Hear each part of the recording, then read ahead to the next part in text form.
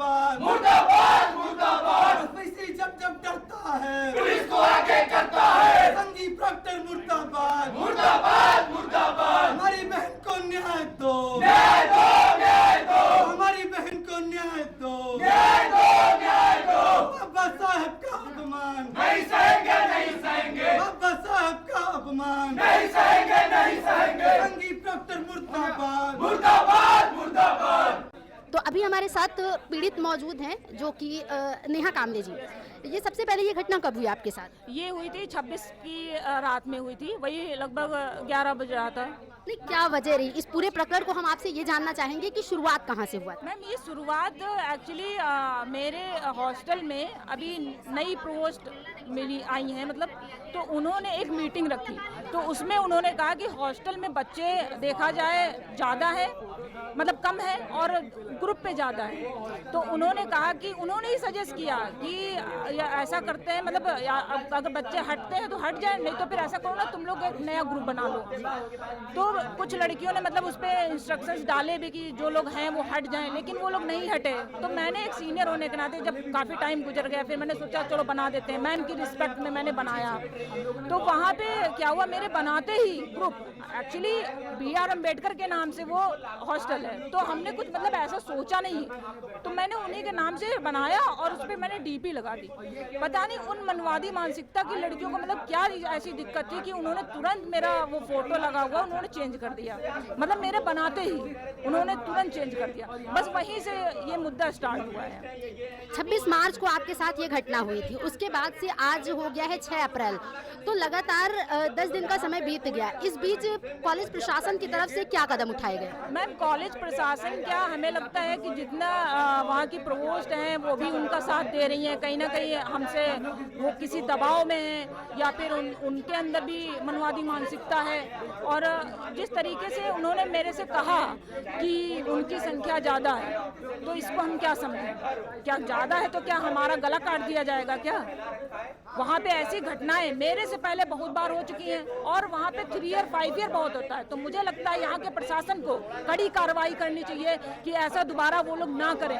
अच्छा, जानकारी ये भी सामने आ रही है कि कॉलेज प्रशासन के द्वारा जब आपने शिकायत की तब आपको डराया धमकाया भी गया कि आप आवाज बंद रखिए, ऐसा सच है? मुझे इतना डराया धमकाया क्योंकि उनको लगा, और जब ये लोग हमसे माफी मांगने आए तो प्रोवोस्ट और एक और मैम थी डॉक्टर कालिंद्री, तो वो मेरे रूम में आ करके हमको समझा रही थी कि बेटा माफी मांग रहे हैं, आप माफ कर दो उनको। तो हमने कहा चलो ठीक है, हम माफी उनको दे रहे हैं कि आइंदा ऐसा नहीं करेंगे, वो लोग बोली। तो जब देने गए तो फिर वहाँ पीछे से कमेंट आने लगे, उल्टा सीधा गाली और जात सूचक गालियाँ।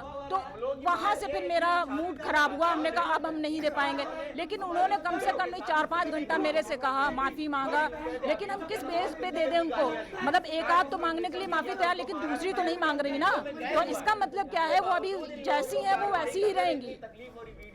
अभी जैसे बाबा साहब भीमराव अम्बेडकर को लेकर भी तमाम तरह के दावे किए जाते हैं, कोई भी पार्टी हो सबसे पहले उनका नाम लेती है, दलित और मजलूमों की आवाज़ उठाने की बात कहती है, लेकिन विश्वविद्यालय प्रशासन में ही अगर कोई दलित सुरक्षित नहीं है तो इसे कैसे देखते हैं आप लोग?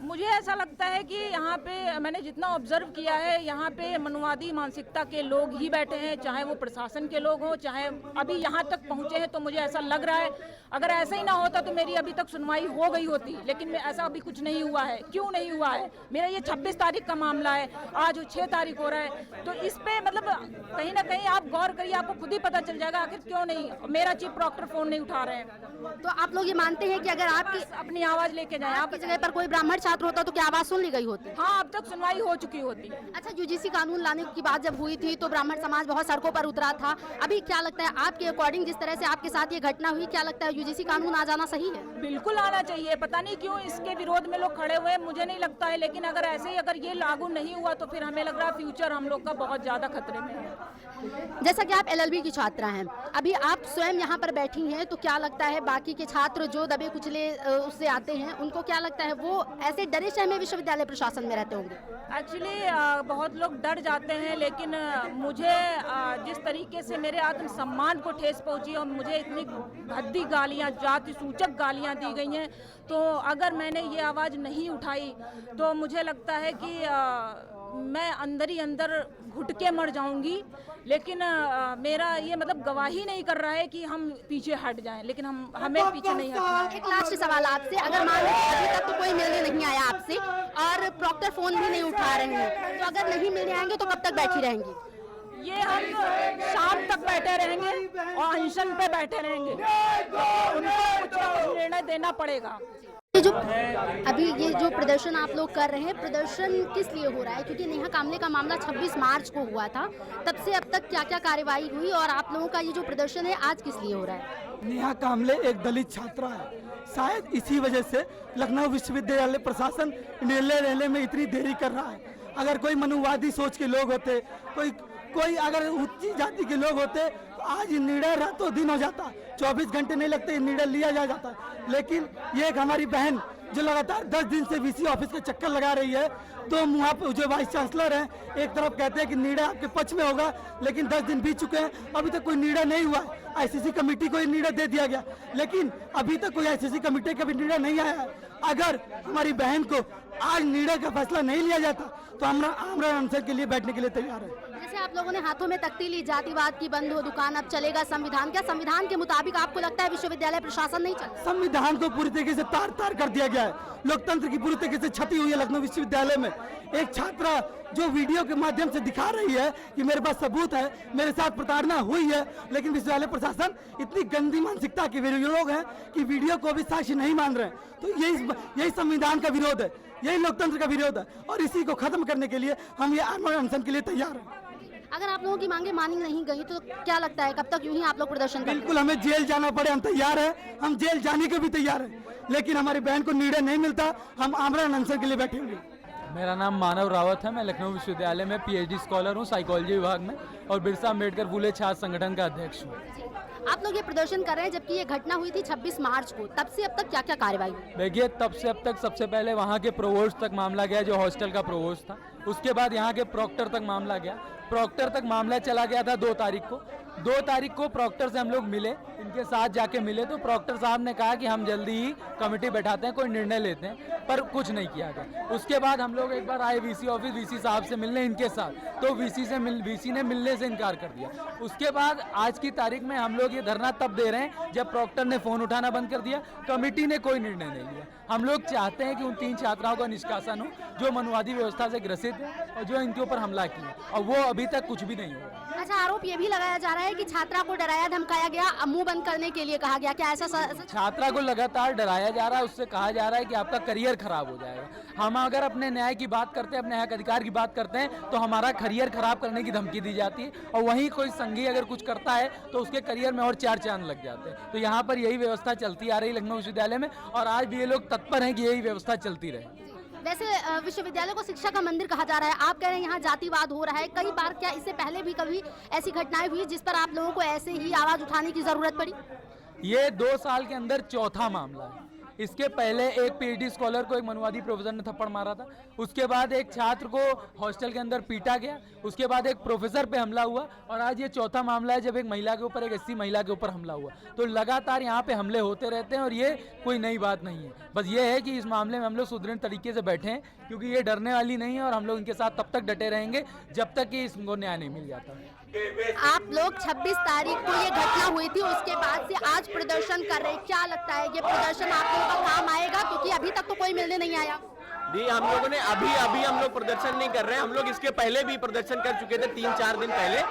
तब प्रॉक्टर ने एक मीटिंग बुलाई थी, कह रहे थे कि आईसीसी की मीटिंग हो रही है, हम जांच बिठाएंगे, हम ये करेंगे, हम कार्रवाई करेंगे, हम कुछ भी, हम ये करेंगे, वो करेंगे, 2-4 दिन में आपका मामला जो है वो दफा कर दिया जाएगा, इसमें कोई निर्णय निकाल लेंगे। लेकिन कोई निर्णय नहीं आता है, ना ये कॉल उठा रहे हैं, ना कुछ बात करने को तैयार है, ना वीसी, ना प्रॉक्टर, किसी को भी कोई कुछ अता पता नहीं है कि कहाँ पे है। ये जिस तरीके के डिस्क्रिमिनेशन यूनिवर्सिटीज में चल रहा है, यूजीसी रेगुलेशन एक्ट जो आया था वो इसीलिए आया था। ये एग्जाम्पल है इस तरीके के कि जो डिस्क्रिमिनेशन बढ़ता जा रहा है, इस तरीके के एग्जाम्पल है कि इसको लागू करना कितना जरूरी है, और बिना इसको लागू किए डिस्क्रिमिनेशन बढ़ता ही चला जाएगा। अगर इसको लागू किया गया होता तो हमारी अब तक टीम बैठ चुकी होती और इसके ऊपर निर्णय निकाल दिया गया होता। लेकिन जो मनुवादी मानसिकता है, जो मनुवादी पूरा ढांचा बना हुआ है, जिसको डिस्क्रिमिनेशन पे डिस्क्रिमिनेशन ऑपरेशन करता जा रहा है हमारे समाज का, तो उसको हम ये बता देना चाहते हैं कि हम अब ये सब नहीं सहने वाले हैं। आप जो हजारों सालों से डिस्क्रिमिनेशन करते चले आ रहे हो, जो आप प्रताड़ना करते चले आ रहे हो, अब हमारा समाज जाग चुका है। अब ये प्रताड़ना नहीं सही जाएगी और अगर इस पे कोई निर्णय नहीं होता है तो हम आपसे ये बता देना चाहेंगे, LUVC से ये बता देना चाहेंगे, प्रॉक्टर से ये बता देना चाहेंगे, हमारा जो प्रदर्शन होगा वो आप देखेंगे और उसको देख के आपको समझ में आएगा कि ये जो छात्र हैं ये अब अच्छे खासे, एक तो पहली बात ये कि अब बाबा साहब के सम्मान की बात, ये कोई छात्र छात्रा की बात नहीं है, बाबा साहब के सम्मान की बात है कि आप फोटो लगाने के लिए आपको इतनी दिक्कत हो रही है। अगर आपको दिक्कत हो रही है आप हॉस्टल छोड़ दीजिए, बाबा साहब के नाम पे भी तो हॉस्टल बना हुआ है, आप छोड़ दीजिए। संविधान बाबा साहब ने लिखा है, आप उसमें भी रहना बंद कर दीजिए, आप निकल जाइए भारत से। आप भारत में रह क्यों रहे हैं जब आपको बाबा साहब की फोटो नहीं देखनी है, जब आपको बाबा साहब का नाम नहीं सुनना है, तो आप यहाँ से निकल जाइए। उनसे यही कहना चाहेंगे कि जब अगर भारत में रहना है तो बाबा साहब का आपको नाम सुनना पड़ेगा, संविधान के प्रति चलना पड़ेगा। अगर आप नहीं चलेंगे तो आपको जिस तरीके से आंदोलन करेंगे हम लोग वो आप देखेंगे और हमारी कार्रवाई जो है वो कार्रवाई ये प्रॉक्टर को करनी पड़ेगी और अगर आप नहीं करेंगे तो हम लोग बड़े से बड़ा प्रदर्शन करेंगे। अभी 26 मार्च को ये घटना हुई थी, 10 दिन तो वैसे ही हो गया है, तो कार्यवाही इतनी लेट है, अभी तक तो कोई कार्यवाही इस पर हुई नहीं। इसके पीछे की मुख्य वजह क्या मानते हैं? आखिर क्यों कॉलेज प्रशासन मजबूर है जो कार्यवाही नहीं कर पा रहा? जी, कॉलेज प्रशासन इसलिए मजबूर होता है कि ये पूरा संघीय ढांचा है। यहाँ पे संघ के प्रमुख आते हैं, मोहन भागवत आते हैं और यहाँ पे संघ की रैली निकाली जाती है यूनिवर्सिटी में, और कोई बच्चा अगर आता है यूनिवर्सिटी में आता है तो उनको कहा जाता है आई कार्ड दिखाओ, तुम ये दिखाओ, तुम वो दिखाओ। उसके बाद बड़े बड़े बाबा आते हैं यहाँ पे, हेलीकॉप्टर से उतरते हैं, उनको कोई प्रॉब्लम नहीं होती, उनके कोई कार्ड नहीं दिखवाए जाते हैं। दिक्कत ये है कि इनके ऊपर जो मजबूरी है, मजबूरी नहीं है, इनको मजा आता है ये चीज करने में, इनका जो वर्चस्व है वो कायम रखना चाहते हैं, इनकी कोई मजबूरी नहीं है, ये वर्चस्व ही इनका बना हुआ। ये चाहते हैं कि हमारे बच्चे ना आगे आ पाए, ना हमारे बच्चों को न्याय मिल पाए, ना हमारे बच्चे पढ़ पाए। तो ये पूरा इनकी कोई मजबूरी नहीं है, इनका ढांचा हमेशा से बना हुआ है, ये ढांचा वही जो इनका वर्चस्व है यही मेंटेन रखना चाहते हैं, इसलिए इनकी कोई कार्रवाई करना नहीं चाहते। और कार्रवाई अगर करेंगे भी तो हम लोगों को इनको मजबूर करना पड़ेगा, तब ये कार्रवाई करेंगे। हम तो उन्हें बहुत ही छोटे सोच के समझते हैं, क्योंकि हमारे बाबा साहब ने ही उन्हें इतना अधिकार दिया है, पढ़ने का अधिकार दिया है, उन्हें आवाज़ उठाने का अधिकार दिया है। वरना पहले तो उन्हें तो भाई घूंघट डर के रहना पड़ता था, अब उन्हें इतनी केवल बाबा साहब के नाम का हॉस्टल है, उनके नाम का ग्रुप है, तो ऑब्वियसली ये बात है कि उनके नाम की DP लगेगी। गलत तो किया नहीं उन्होंने, उनमें तो केवल 3 महिलाओं को इतना दिक्कत हुई कि बाबा साहब के नाम की दिक्कत हुई, उन्होंने कहा इनको मतलब जातियों से गाली दी, बुरा भला कहा, बाद में लड़ाई थी, और वीडियो भी बनी है सबकी, लेकिन कोई भी अभी तक मामला सामने नहीं आया। 10 दिन हो चुके हैं। हम चाहते हैं कि इनके ऊपर नहीं सस्पेंड किया जाए। मार्च को हुई ये घटना, उसके बाद से लगातार आप लोग प्रदर्शन कर रहे हैं, तो क्या लगता है क्यों प्रशासन आप लोगों की आवाज़ नहीं सुन रहा है? ये जो है हम इतने दिन से जो है डेली आवाजाही कर रहे हैं, लेकिन जो है इन्होंने कहा कि कमेटी बैठाएंगे हम। कमेटी जो है एक बार भी जो है हमसे जो है किसी तरीके का कोई डिसीजन नहीं आया, किसी तरीके का कोई डिसीजन नहीं। हम यहाँ बाहर गेट के बाहर बैठे, लेकिन एक बार जो है हमें सुनने नहीं आए। ये लोग जो है चाहते ही नहीं है कि कभी जो है SC ST के लोग जो है पढ़ाई करें, आगे बढ़ें अपने, इनको ये चीज़ें चाहते ही नहीं है कभी से।